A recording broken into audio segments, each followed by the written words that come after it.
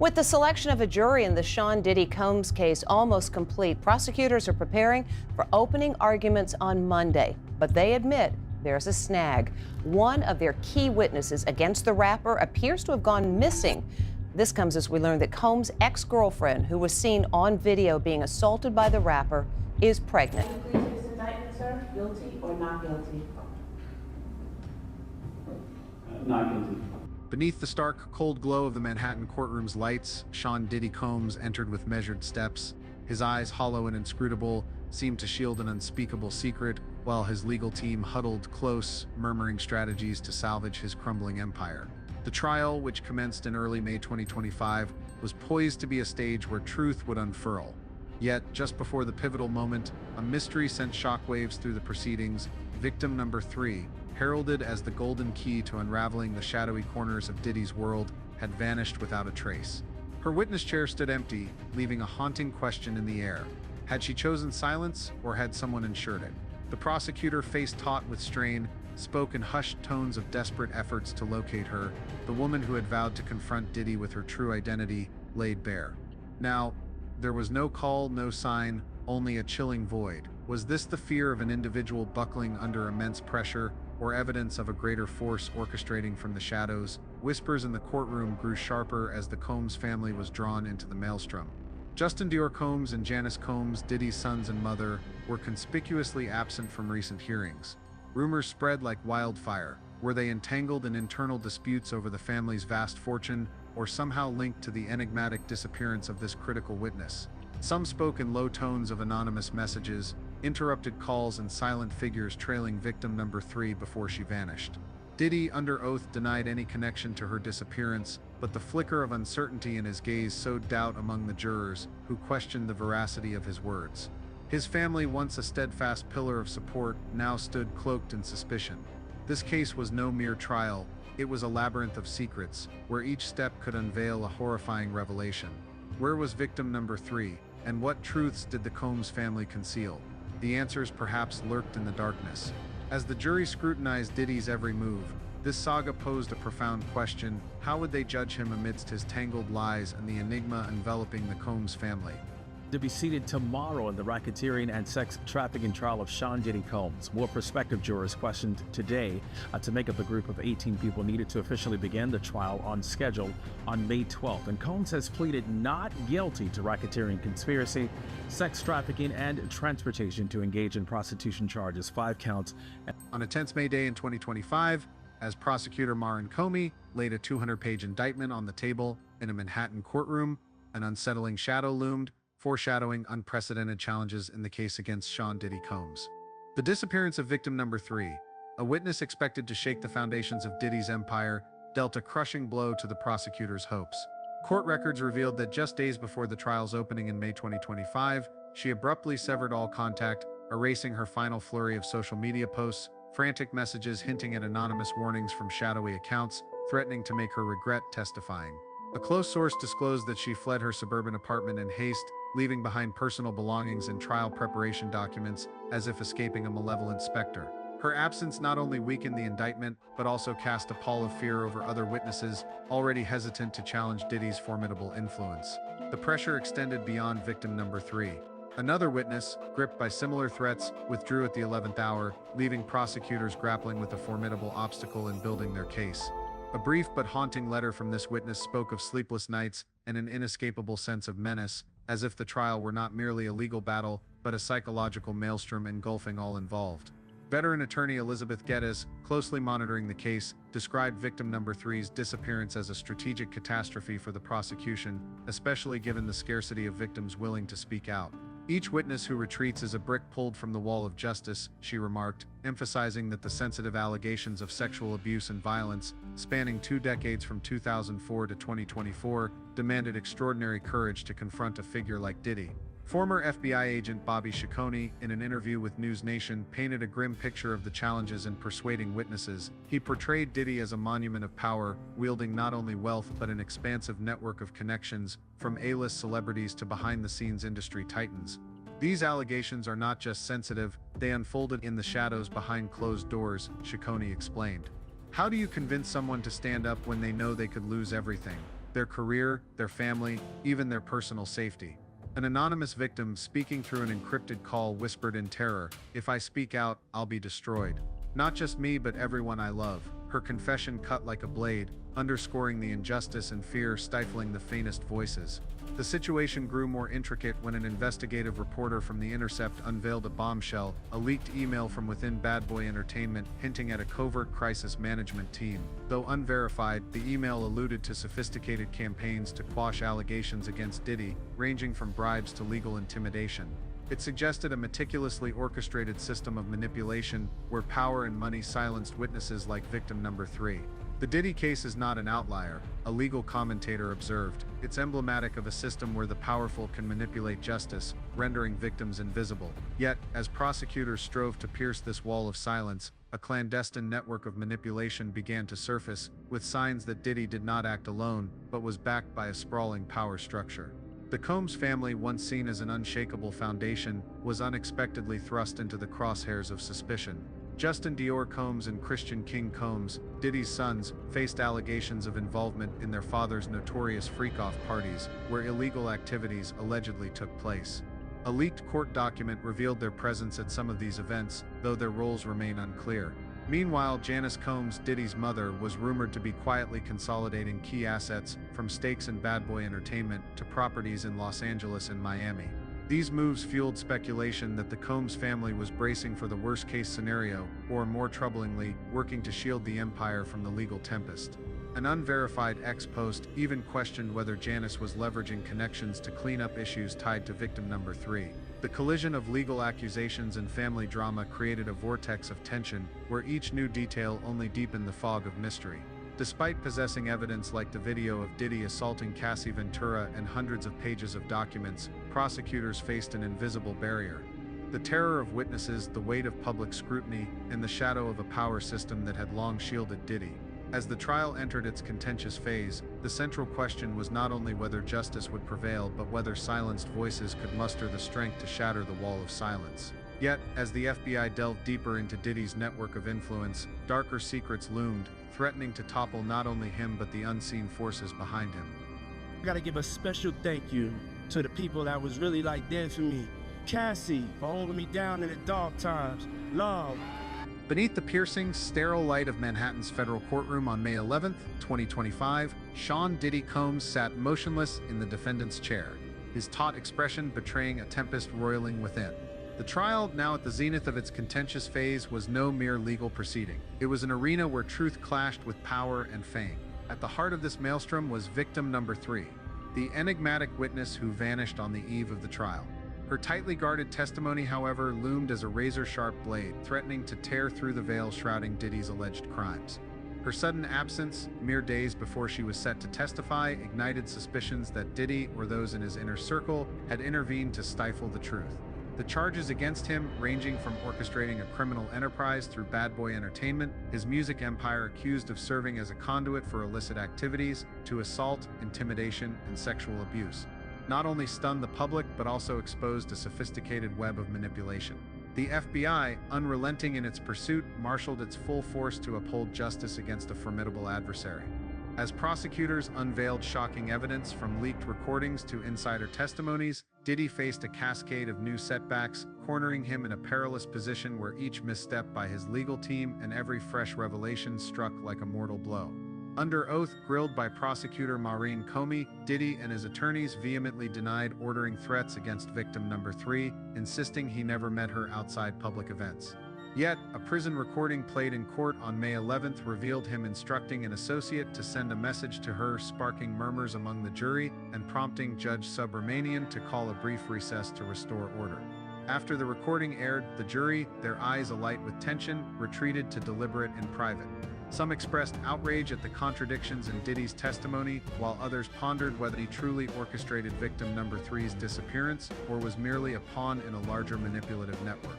The core allegations against Diddy encompassed running a criminal organization, assault, intimidation, and sexual abuse, with incidents spanning from 2015 to 2024.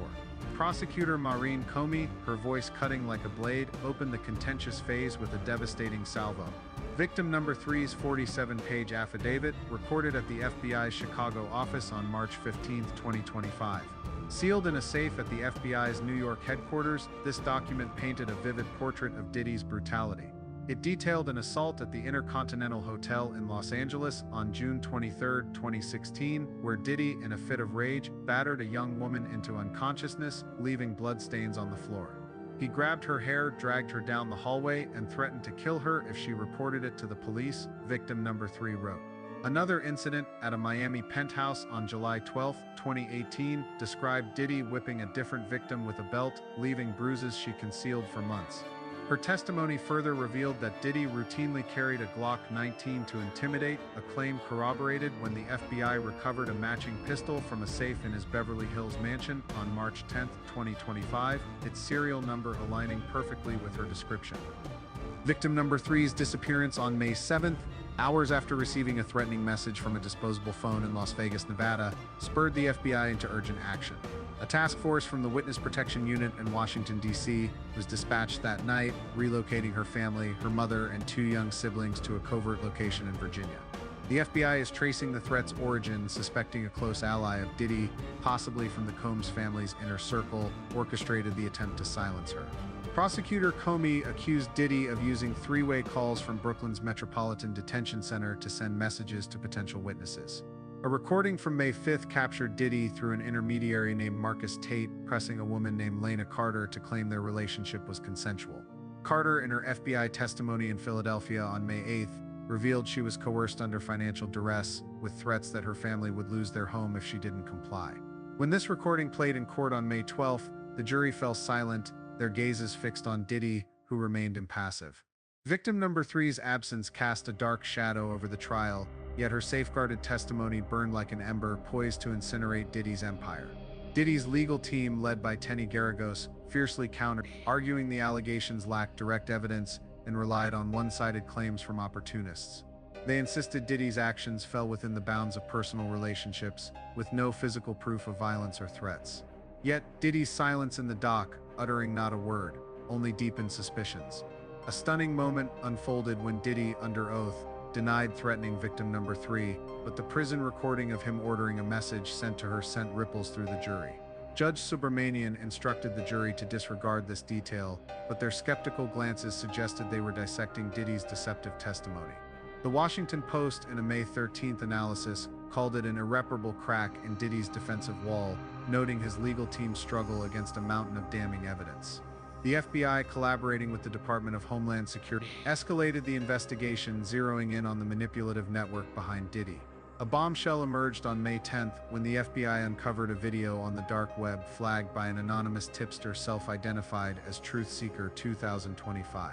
Filmed at Diddy's Los Angeles mansion on April 19, 2019, it showed him in a heated altercation with victim number three, identifiable by a small tattoo on her left wrist. As she attempted to flee, screaming, "Don't touch me," two burly bodyguards blocked her path ascendant. Diddy roared, "You're not going anywhere." The FBI promptly sent the footage to its Quantico, Virginia lab, where experts confirmed the voice and setting matched victim number three's testimony. The New York Times, in a May 12th analysis, quoted former prosecutor Preet Bharara. "This video is a silver bullet, proving not only violent behavior but Diddy's efforts to control his victim." The video's timely emergence fueled speculation that a disgruntled former associate, possibly a security staffer, was aiding justice. An anonymous witness, a logistics manager for Bad Boy Entertainment from 2015 to 2020, left the courtroom breathless during a May 11th hearing. In testimony recorded at the FBI's Atlanta office on May 3rd, he revealed Diddy maintained a covert fixer team of 5 highly paid members to intimidate and bribe witnesses. "I was ordered to deliver a message to victim number three's mother in Columbus, Ohio, in February 2025, he said, voice trembling. Diddy said if she testified, their family home would burn. Investigators are probing whether the Combs family, particularly sons Justin and Christian, knew of or aided this team's efforts to pressure victim number three. The witness further disclosed that the team funneled $1.5 million through offshore accounts in the Cayman Islands from 2018 to 2024 to resolve issues. Based on this, the FBI expanded its probe to Diddy's close associates, including a Bad Boy Entertainment CFO suspected of managing a slush fund. A May 8th raid on Bad Boy's New York office seized 12 hard drives containing 3 terabytes of data, including emails and contracts, now under analysis at FBI headquarters in Manhattan. A leaked email published by Reuters on May 12th showed Diddy approving a $500,000 payment in 2022 to handle a sensitive matter, raising suspicions of another bribed witness. A new blow came from an unexpected witness, Alicia Monroe, Diddy's personal assistant from 2014 to 2017. In her May 12th testimony, she recounted witnessing Diddy threaten victim number 3 at a Los Angeles studio in October 2016 for refusing to sign a non-disclosure agreement. He said if she didn't sign, she'd never work in Hollywood again, Monroe testified. The FBI, acting on this, conducted a second raid on Bad Boy's office on May 13th, seizing a hard drive now being decrypted in San Francisco. Bloomberg, in a May 14th analysis, noted if verified, this black file will be undeniable proof of Diddy's manipulation campaign. Another shocking detail came from an Intercontinental Hotel employee who testified on May 10th about cleaning Diddy's room after the 2016 assault. There was blood on the carpet and a broken chair, he said, confirming the hotel received $50,000 from a Diddy associate to forget the incident. The FBI obtained transaction records showing the payment came through a Delaware shell company, bolstering claims that Diddy used money to conceal crimes. This revelation, reported by NBC News on May 11th, sparked public outrage, with the hashtag #JusticeForVictims trending on X, amassing 5 million interactions in 24 hours. As prosecutors prepared to call their next witness on May 14, 2025, victim number 3's absence remained a haunting specter, but her testimony, secured in a safe at the FBI's New York headquarters, smoldered like a latent flame, ready to torch Diddy's dark secrets. Yet, as the world's gaze fixed on the Manhattan federal courtroom, a fresh wave of scrutiny turned toward those closest to Diddy, his sons Justin Dior Combs and Christian King Combs, and his mother Janice Combs. The mysterious disappearance of victim number 3, coupled with clues about Diddy's prison calls and the roles of his inner circle, including the Combs family, has spurred the FBI to intensify its probe, promising to unravel the sinister truths behind this case. As the weight of evidence against Sean Diddy Combs mounted, suspicious gazes began to shift toward those closest to him, the Combs family, where secrets seemed to lurk behind the gleaming facade of their opulent empire. While the trial stirred public outcry over the absence of Diddy's family members, in Los Angeles, Sean Diddy Combs' sprawling mansion stood shrouded in an eerie stillness. Beneath the fading glow of sunset, the glass walls of the lavish Los Angeles estate reflected a cold, almost sinister beauty, as if concealing the dark truths seeping through the Combs family. Once an icon of power and prestige, with a sprawling empire spanning music, fashion, and media, Diddy now languished in federal custody, facing grave allegations tied to his infamous parties. But the shadow of scandal did not envelop Diddy alone. It permeated every member of his family, his mother Janice Combs and his sons Justin and Christian. Within the mansion that once epitomized extravagance, every glance and whispered word now carried an undercurrent of distrust, as if each harbored their own clandestine agenda. Amid these webs of suspicion, Janice, with her cunning and calculated poise, emerged as the mastermind, orchestrating events with an invisible yet iron grip. When victim number 3 vanished abruptly before her testimony, and Diddy's assets began to shift in secretive transfers, whispers grew that Janice was not merely a devoted mother, but a shrewd strategist, quietly shaping the Combs family's fate. Janice Combs, with her regal bearing and unnerving composure, had long been seen as the steadfast matriarch who stood by Diddy through every storm. Her silver hair meticulously styled, her piercing eyes seeming to unravel any secret, she embodied resilience. Yet, with Diddy behind bars, her actions invited scrutiny. Circuitous taxi rides through Los Angeles' narrow streets, cryptic late-night phone calls, and clandestine meetings in the shadowed corners of cafes sparked unease. One late afternoon at Melrose Cafe, Janice was spotted in hushed conversation with a mysterious man rumored to be linked to associates who threatened victim number 3, fueling speculation that she was erasing traces tied to the witness's disappearance. Rumors spread like wildfire. She might have been handling documents tied to Diddy's wealth, orchestrating a plan to transfer or shield the family's vast fortune before legal repercussions consumed it. Was Janice acting to protect her son, or was she quietly laying the groundwork for a future where she held the reins of the Combs empire? With access to Diddy's covert financial accounts for years, Janice appeared poised to seize control of his colossal wealth, all while maintaining the facade of a devoted mother. Her discretion, paired with enigmatic maneuvers, made it impossible to dismiss the notion that she was weaving an intricate web, with every family member unwittingly serving as her pawn. Meanwhile, Diddy's sons Justin and Christian stood as polar opposites, each cloaked in their own shade of suspicion. Justin, the elder son, was reserved, shunning the spotlight his father once commanded. With his polished demeanor, impeccably tailored suits, and rare but meaningful smiles, he seemed the least conspicuous Combs. Yet recent sightings of him in furtive meetings with Cassie Ventura, Diddy's former partner, at a discreet Beverly Hills eatery raised eyebrows. More alarmingly, Justin was spotted conferring with an intermediary in Beverly Hills, allegedly tied to victim number 3, prompting questions about whether he acted alone or under the guidance of someone closer, perhaps Janice. The encounter was brief, marked by tense glances and hurried whispers. Cassie, who shared a long history with Diddy and was believed to hold damning secrets, reportedly rebuffed Justin's overtures. Rumors swirled that Justin was either coaxing Cassie to reveal information harmful to his father, or more disturbingly, leveraging her past with Diddy for a scheme of his own. His meeting with the intermediary deepened doubts. Was Justin acting on his own accord, or was he an unwitting player in a grander plot, possibly orchestrated by Janice? What drove the typically discreet Justin to such risky endeavors? Could it be the influence of Janice, her steely gaze ever watchful, pulling strings from the shadows? In stark contrast, Christian, the younger son, embodied impulsiveness and ostentation. With a flamboyant lifestyle and an unapologetic demeanor, he and his social media influencer girlfriend, boasting millions of followers, flaunted their presence at high-profile venues, from Hollywood nightclubs to extravagant Miami soirees. Their passionate embraces, brazen kisses captured by cameras, and provocative social media posts incited public outrage, particularly as Diddy languished in jail. Yet, their extravagance seemed more than youthful recklessness. Whispers suggested Christian and his girlfriend were staging a spectacle to divert attention from a larger scheme. Following the May 11th hearing, their relentless appearances and controversial social media posts, lavish parties, and inflammatory remarks seemed designed to keep the public's focus off the family's covert maneuvers. These ostentatious acts, though seemingly impulsive, appeared to align with Janice's strategy, using Christian and his girlfriend as a dazzling distraction to mask her asset negotiations. Was Christian vying to outshine his brother, or was he an unwitting pawn in a grander game, possibly masterminded by Janice? The contrast between Justin's restraint and Christian's flamboyance heightened tensions, as if the brothers were locked in a silent feud, each wary of the other yet blind to Janice's quiet manipulation. Amid these mounting suspicions, Diddy, though incarcerated, sensed the growing unease within his family. Letters penned from prison revealed his anguish and paranoia. "I don't know who to trust anymore. Is my own family turning against me?" The case grew murkier with victim number 3's inexplicable disappearance, a witness believed to hold critical details about Diddy's parties. Rumors surged that her vanishing was no coincidence, and scrutiny turned toward the Combs family. Was Janice, with her covert meetings, implicated? Did Justin's encounter with Cassie conceal a darker motive, or had Christian, through his murky connections, inadvertently or deliberately drawn the family deeper into peril?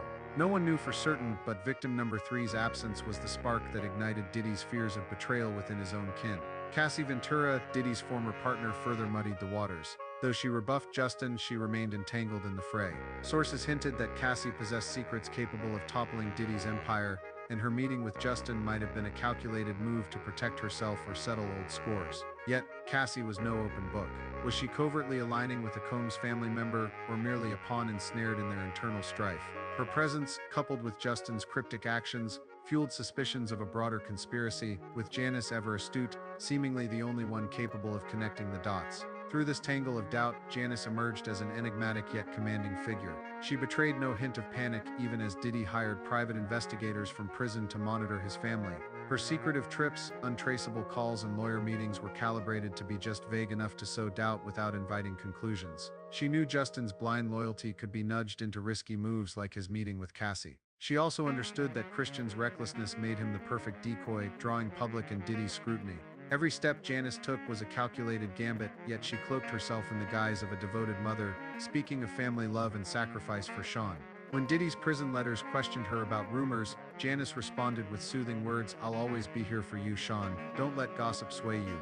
But her eyes held a glacial glint, as if fixed on a future where she held all the cards. The brothers' dichotomy underscored Janice's role as the puppeteer. Justin's discretion and covert actions suggested a bid to secure his place, yet each move inadvertently drew Diddy's suspicion. Christian's flamboyance and questionable ties seemed provocative, but he failed to see how his spotlight shielded Janice's maneuvers. As the brothers clashed, wary of one another, Janice wove her intricate web, ensuring that whatever the outcome, she would command the lion's share of wealth and power.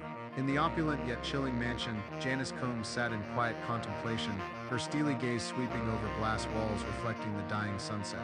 With Justin teetering on a dangerous edge, negotiating with figures tied to victim number 3, and Christian unwittingly commanding headlines with carefully curated spectacle, Janice's every move from clandestine meetings to asset management was shrouded in just enough ambiguity to leave observers questioning her role in victim number 3's disappearance or her efforts to safeguard the family empire. The witness's mysterious vanishing paired with shadowy asset transfers cemented suspicions that Janice was not merely protecting her kin but quietly usurping Diddy's dominion.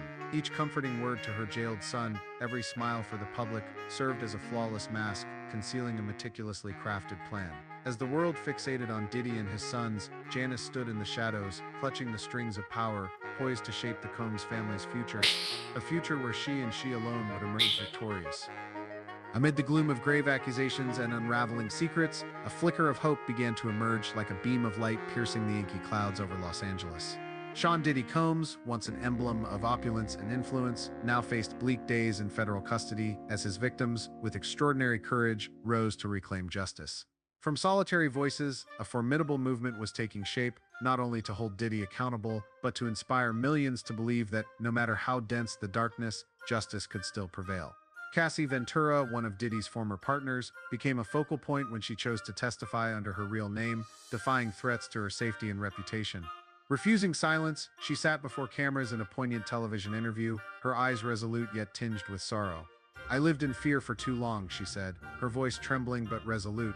"But when I think of the other victims, those without a chance to speak, I know I can't turn away. The Me Too movement taught me our voices have power, and I want to use mine to embolden them." Cassie's words were not just a declaration of war against Diddy, but a spark of inspiration, igniting courage in those who believed their silence was eternal.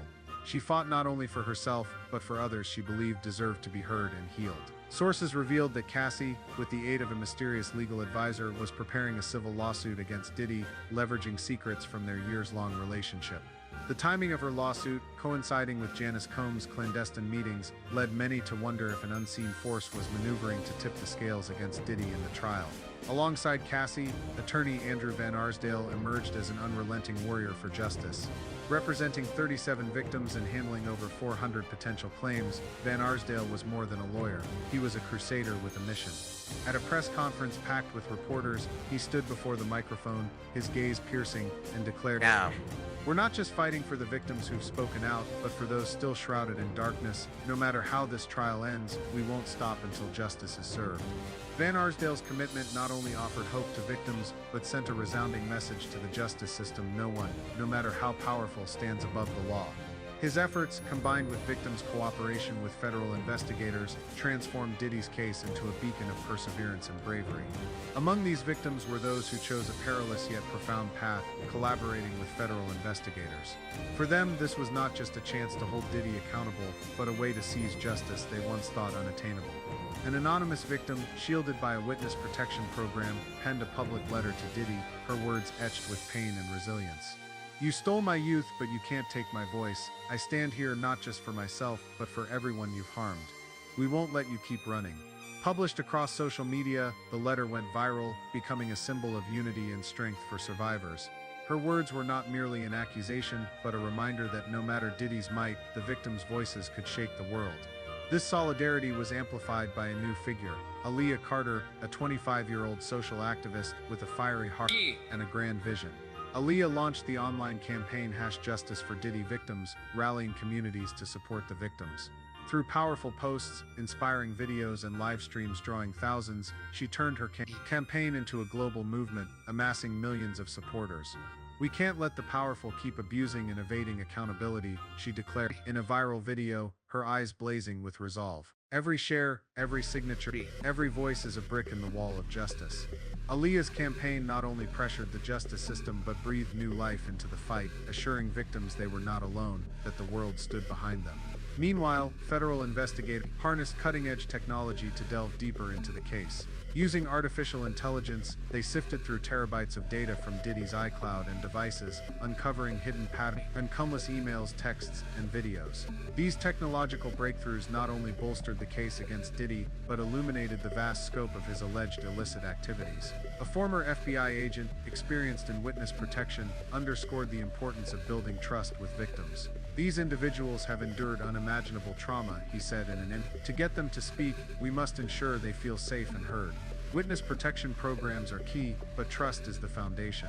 These efforts, paired with the victims' courage, were steadily carving a path toward justice. Amid these dark days, the stories of Cassie, Van Arsdale, Aaliyah, and anonymous victims shone as small but fierce flames, kindling hope in an unjust world. They fought not only for themselves but for those without a voice, for wounds that never healed, and for a future where fear no longer reigned. As the #Justice for Diddy Victims campaign spread, as investigators and as resilient voices rang out, a clear message emerged: justice might be delayed, but it would not be denied. In the opulent yet hollow shell of the Combs' once glorious mansion, the family might be fracturing, but beyond its walls, a community of survivors and allies was rising, united, resolute, and ready to change the world.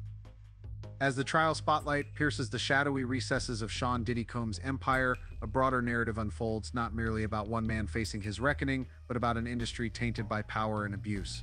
Diddy, steadfastly pleading not guilty, stares down the prospect of 20 years to life in prison if convicted, yet this case transcends him alone. Fresh evidence, from freak-off tapes to allegations involving minors, complicates the proceedings, casting a deeper pall over the victims. Meanwhile, attorney Andrew Van Arsdale, his voice brimming with resolve, insists that justice is more than a verdict. It is accountability that allows victims to heal. They need to know their voices matter, he declared, his eyes alight with conviction, as if envisioning other powerful figures who might be exposed in the wake of this case. A larger question looms: will the Diddy case ignite a cleansing fire within the entertainment industry, or merely flicker as a fleeting chapter in the saga of power and abuse? Should Diddy be convicted, the future could usher in a transformative wave. Victims once silenced by fear might find the courage to speak, making this case a catalyst for a broader movement to purify the industry. A glimmer of hope has already emerged in the form of a song by an independent artist inspired by the case. With haunting melodies and incisive lyrics, the track has become a global anthem for the fight against power abuse, resonating from city streets to online platforms, rekindling faith that music can be a weapon for justice. The Diddy case is not solely about victims or courtrooms. It is a clarion call to all. Justice is not confined to the courthouse. It is forged by communities, by voices that refuse to be silenced. Everyone has a role, engaging in online discussions, supporting organizations, aiding abuse survivors, or simply listening to and believing those who have endured. This case delivers a potent message: the system that has long enabled abuse has overstayed its welcome, and change arrives only when we act collectively. As the spotlight fades, Diddy's story reminds us that justice is a flame that must be nurtured, not just for today's victims but for a future where power no longer equates to impunity.